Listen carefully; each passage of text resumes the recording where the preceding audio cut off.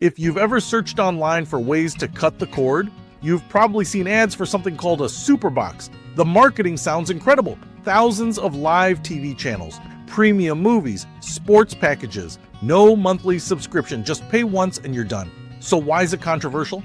The controversy comes down to one core issue: licensing. Devices like Superbox are typically Android-based streaming boxes. On the surface, the hardware itself is not illegal. It's basically a small computer that connects to your TV and internet. The problem isn't the box, the problem is what it's preloaded with and how it's marketed. Many Superbox sellers advertise access to live cable channels, pay-per-view sports, premium movie networks, and international programming without ongoing subscription fees. In most cases, that content is not being distributed through official licensed agreements. That's where copyright law enters the conversation.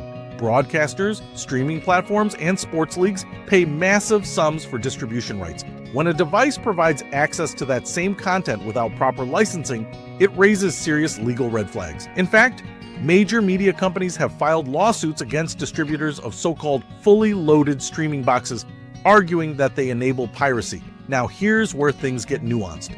The device itself may not violate the law, but if it comes pre-installed with apps or services that stream copyrighted content without authorization, or if sellers are explicitly advertising free access to paid channels, that's where legal exposure increases. Both sellers and, in some cases, users can find themselves in questionable territory. There's also the reliability issue. Because these services often operate in gray or unauthorized markets, streams can disappear overnight. Servers get shut down. Apps stop working. Updates break functionality. There's no customer support hotline like you'd have with a legitimate provider. Another concern is cybersecurity.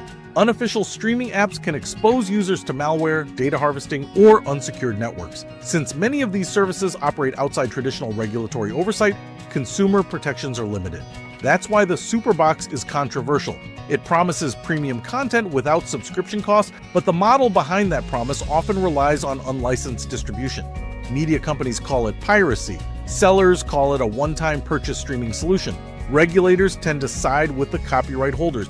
In simple terms, the hardware isn't the issue. The legality and sustainability of the content access is, and that's what makes it a lightning rod in the cord-cutting world. If you're looking to reduce TV costs, there are completely legal alternatives like free ad-supported streaming apps, over-the-air antennas, or rotating subscriptions month to month. Those don't come with the same legal or reliability concerns.